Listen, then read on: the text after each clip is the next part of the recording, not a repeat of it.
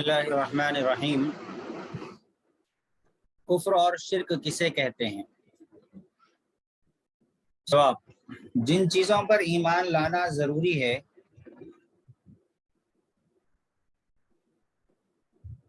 ان میں سے کسی ایک بات کو بھی نہ ماننا کفر ہے۔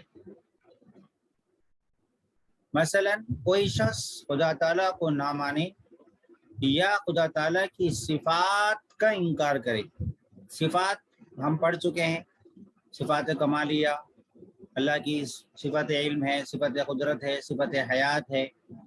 تو اللہ کی صفات میں سے کسی صفت کا انکار کرے، یا دو تین خدا مانے، یا فرشتوں کا انکار کرے، یا خدا تعالیٰ کی کتابوں میں سے کسی کتاب کا انکار کرے، یا کسی پیغمبر کو نہ مانے، یا تقدیر سے منکر ہو، یا قیامت کے دن کو نہ مانے، یا خدا تعالیٰ کے قطعی احکام میں سے کسی حکم کا انکار کرے، یا رسول اللہ صلی اللہ علیہ وسلم کی دی ہوئی کسی خبر کو جھوٹا سمجھے، تو ان تمام صورتوں میں کافر ہو جائے گا۔ اور شرک اسے کہتے ہیں کہ خدا تعالیٰ کی ذات یا صفات میں کسی دوسرے کو شریک کرے۔ شرک کی تعریف ذہن میں رکھیے، نوٹ کیجئے۔ شرک ہر چیز کو نہیں بولتے، شرک کہتے ہیں خدا تعالیٰ کی ذات یا صفات میں کسی دوسرے کو شریک کرے، اس کو شرک کہتے ہیں۔ آج کل ہر چیز کو شرک شرک شرک بولنا لوگوں نے شروع کر دیا۔ بعض لوگ بولتے تقلید بھی شرک ہے، بعض لوگ بولتے کہ جھنڈا لگانا بھی شرک ہے۔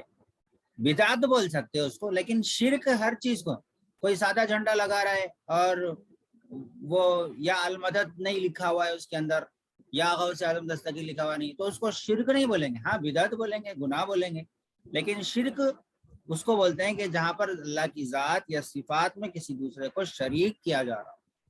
ہر چیز کو شرک شرک نہیں بول سکتے، ہر چیز کو بدعت بدعت بھی نہیں بول سکتے۔ تو تعریف کو پہلے اچھی طریقے سے سمجھنا چاہیے، پھر حکم لگانا چاہیے، کیونکہ کفر اور شرک کا حکم لگانے میں حد درجہ احتیاط کرنی چاہیے۔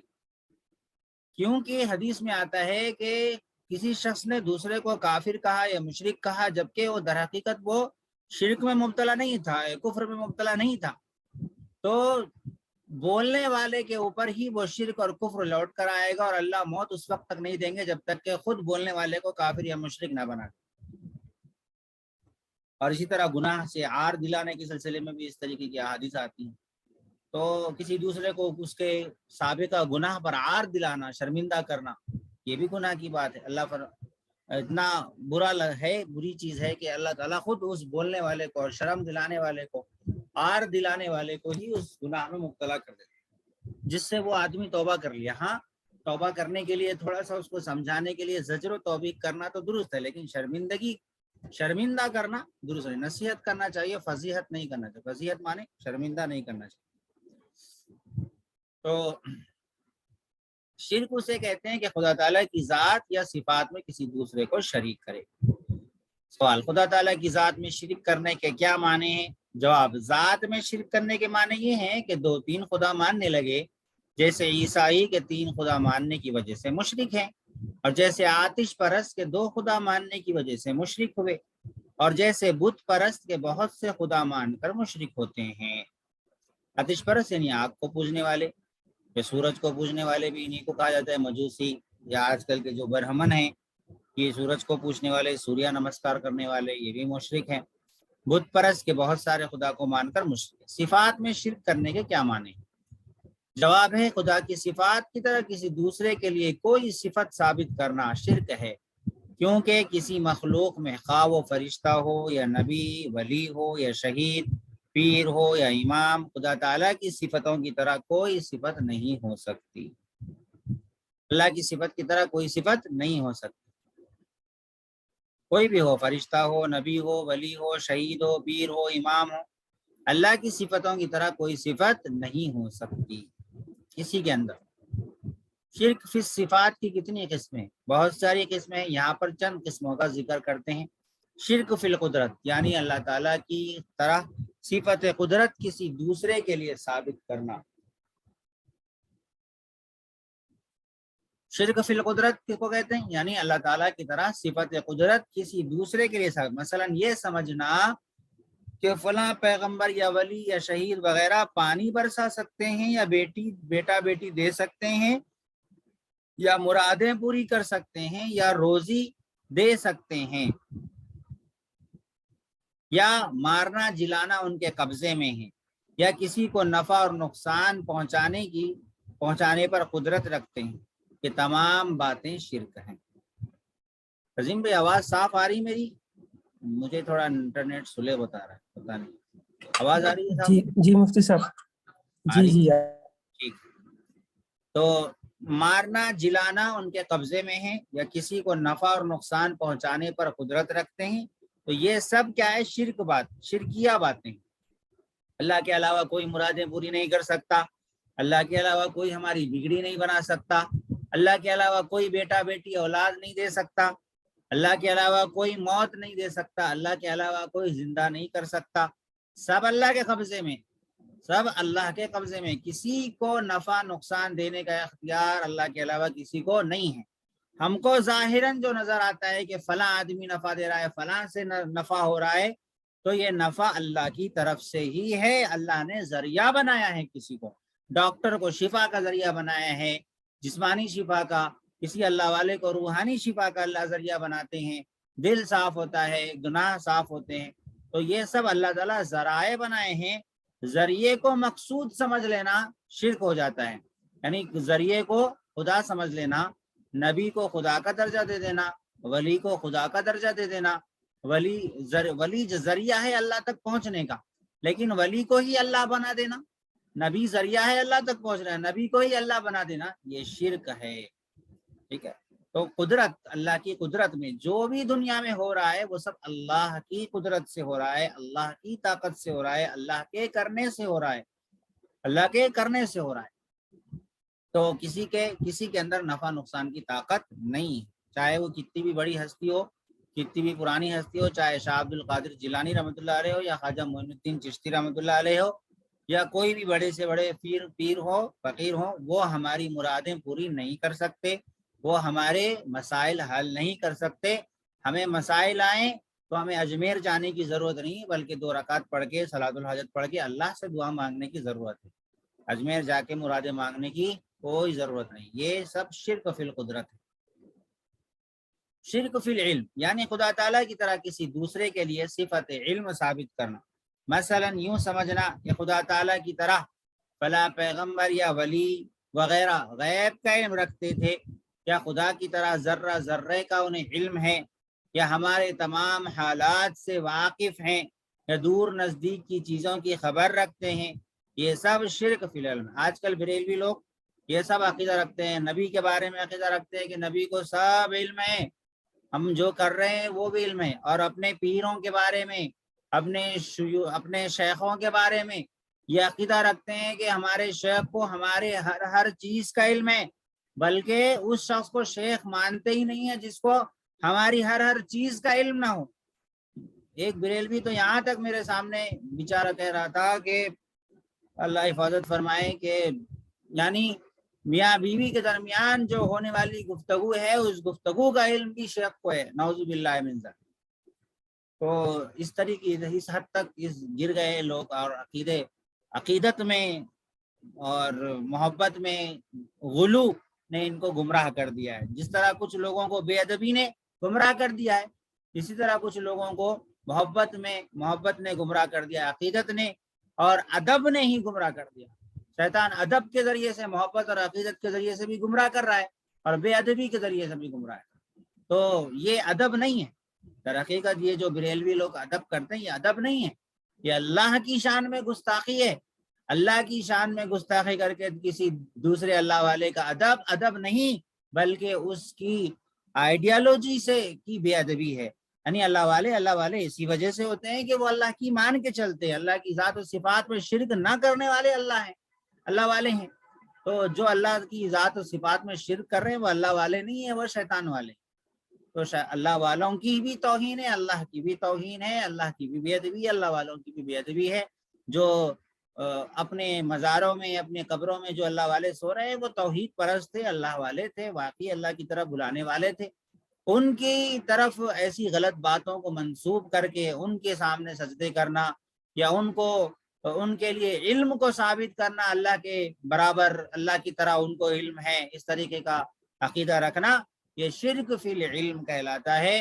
اور یہ شرک ہے، اور اس شرک سے بھی اللہ معاف نہیں فرمائیں گے. شرک کو اللہ معاف نہیں فرمائیں گے. باقی سب کو اللہ معاف کر سکتے ہیں لیکن اس شرک کو معاف نہیں کریں گے. کوشش کرنی چاہیے کہ ہم اپنے اڑوس پڑوس مسلم بھائیوں کو ان سب شرک سے بچانے کی کوشش کریں، سمجھائیں بجھائیں، مثالیں دے کر سمجھائیں کہ بھئی دیکھو اللہ کے برابر کسی کا علم نہیں ہو سکتا، اللہ سب سے بڑے علم والے ہیں، اللہ کی اجازت کے بغیر کسی اور کا علم نہیں ہو سکتا. جو کچھ تم کر رہے ہو وہ سب اللہ کے علم میں ہے، تمہارے پیروں اور مریدوں کے علم میں نہیں ہے. ایک آدمی جو ہے غیب کا علم ہے، مجھے غیب کا علم ہے، میں کل کیا ہے بتا دوں گا، اس طریقے کی آواز لگاتے پھر رہا تھا حضرت حکیم الامت تھانوی رحمۃ اللہ علیہ کے دور میں. تو حضرت تھانوی رحمۃ اللہ علیہ نے کہا کہ بھائی اس کو میرے پاس لے کر آؤ. جب اس کو لے کے آیا گیا حضرت تھانوی رحمۃ اللہ علیہ کے پاس میں، حضرت نے ایک لکڑی اٹھائی اور اس کے سر پر اٹھا کر رکھ دی، یعنی سر کے اوپر اس کے ٹھہرا دی لکڑی کو، اور پوچھنے لگے اس سے، بتا تجھے اگر کل کا علم ہے تو بتا یہ لکڑی تیرے سر پہ پڑے گی یا نہیں پڑے گی. اب وہ پریشان ہو کے رہ گیا. اگر یوں کہتا کہ نہیں پڑے گی، جو طباق سے ایک مارتے اور اس کا سر جو ہے اس کے سر پہ اچھی خاصی لگ جاتی، اور اگر یوں کہتا کہ لگے گی تو ہٹا لیتے. تو بہرحال یہ فعال کھلانا، طوطوں سے لکیریں دیکھ کے آگے کا علم معلوم کرنا، یہ سب گناہ کے کام ہیں، یہ سب گناہ کے کام. اللہ کے علاوہ کسی اور کو کسی کی قسمت کا پتہ نہیں ہے، اللہ ہی بہتر جانتے ہیں. غیب کی خبریں معلوم کرنا، نجومیوں سے ہاتھیں دکھا کر، مسلمانوں کے اندر بھی یہ چیزیں غیروں کے طریقے کو دیکھتے ہوئے آ رہی ہیں. اللہ حفاظت فرمائے. شرک فی السماع، تیسری چیز ہے شرک فی السماع والبصر، یعنی خدا تعالیٰ کی صفت سماع یا بصر میں کسی دوسرے کو شریک کرنا. مثلا یہ اعتقاد رکھنا کہ فلاں پیغمبر یا ولی ہماری تمام باتوں کو دور و نزدیک سے سن لیتے ہیں، یا ہمیں اور ہمارے کاموں کو ہر جگہ سے دیکھ لیتے ہیں. سب شرک ہے، سب یہ شرک.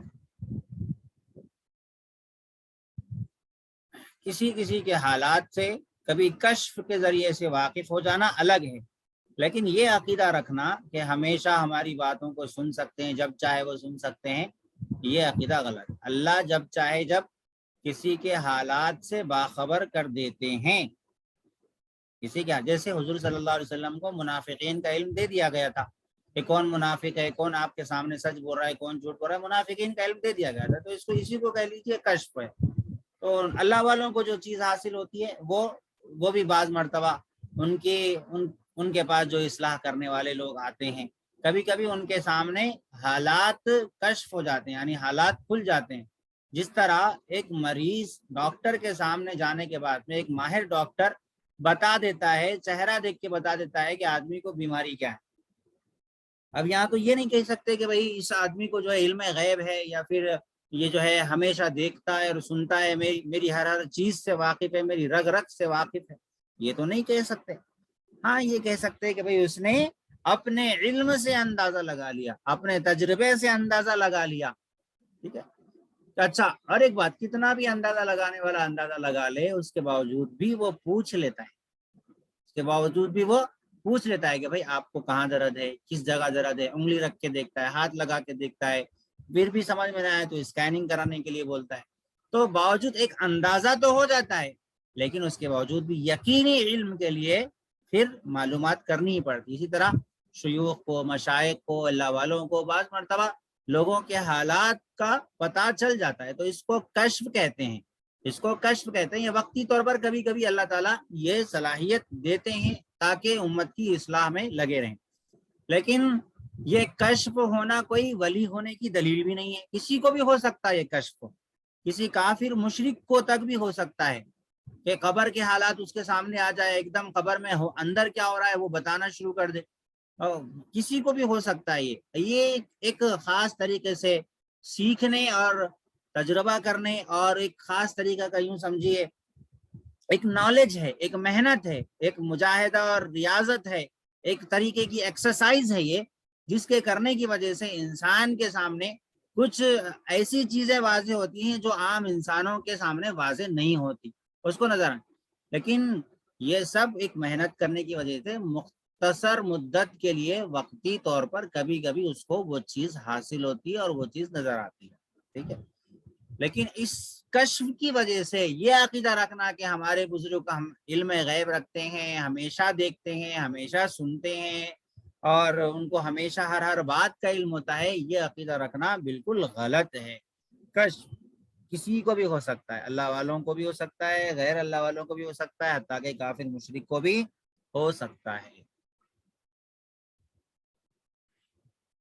تو یہ چیز ہے۔